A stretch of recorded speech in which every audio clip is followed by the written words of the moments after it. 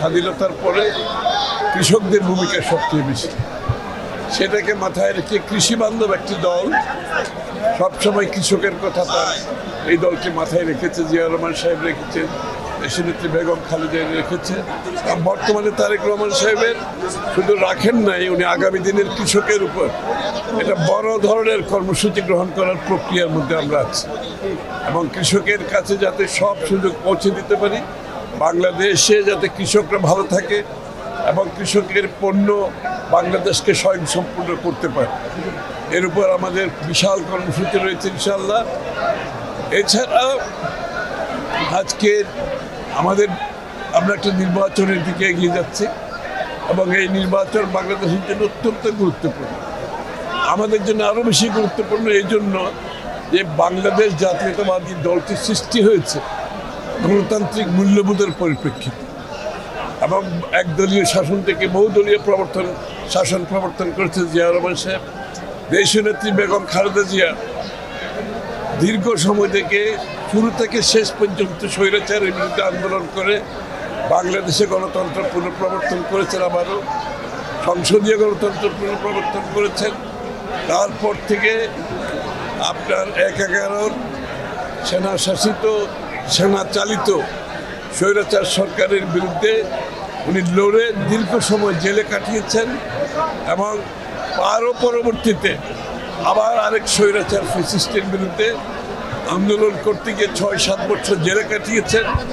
কিন্তু এই দলটির হৃদয়ে হচ্ছে গণতন্ত্র এবং গণতন্ত্র প্রতিষ্ঠা থেকে আজ অবধি এখন পর্যন্ত তারেক রহমান সাহেব লড়ে যাচ্ছেন গণতন্ত্রের সংগ্রামে। আগামী নির্বাচনে বাংলাদেশের মানুষের মালিকানা ফিরিয়ে দেওয়ার যে সংগ্রাম, সেটা আমরা পরিপূর্ণভাবে করার চেষ্টা করছি এবং গণতন্ত্র প্রবর্তনের মাধ্যমে বাংলাদেশের মানুষের রাজনৈতিক অধিকার ফিরিয়ে দেওয়ার সংগ্রামে আমরা লিপ্ত আছি তারেক রহমান সাহেবের নেতৃত্বে। শুধু রাজনৈতিক অধিকার নয়, তার অর্থনৈতিক অধিকার, কৃষকের অধিকার, শ্রমিকের অধিকার, ব্যবসায়ীর অধিকার, নারীর অধিকার, শিশুর অধিকার এবং সবচেয়ে বড় কথা হচ্ছে বাংলাদেশের সমস্ত ধর্ম, বর্ণ, গোষ্ঠী সকলের রাজনৈতিক, অর্থনৈতিক, সামাজিক, সাংস্কৃতিক অধিকার সুনিশ্চিত করার জন্য আমাদের এই লড়াই।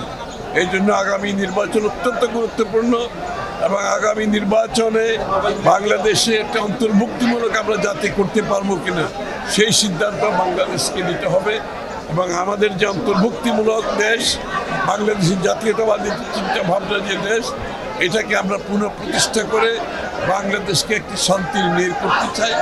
এখানে সহনশীলতা থাকতে হবে, একে অপরের প্রতি শ্রদ্ধা থাকতে হবে, দ্বিমত পোষণ করেও সম্মান রাখতে হবে।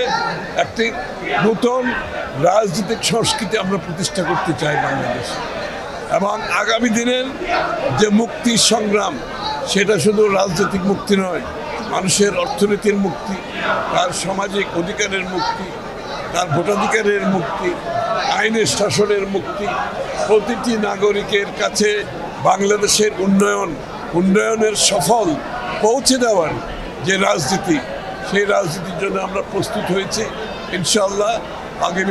আগামী দিনে বাংলাদেশের মানুষের প্রত্যাশিত যে বাংলাদেশ, আকাঙ্ক্ষিত যে বাংলাদেশ, সেটা তারেক রহমান সাহেবের নেতৃত্বে আমরা করতে পারবো বলে আমরা আশা করি। আজকে তো জাতির আসন দিবস তফসিল ঘোষণা করবে, এই যে হারিয়ে যাওয়া যে গণতন্ত্র, এই তফসিলি ঘোষণার মাধ্যমে গণতন্ত্র পুনরুদ্ধারের পথ সুগম হচ্ছে কিনা?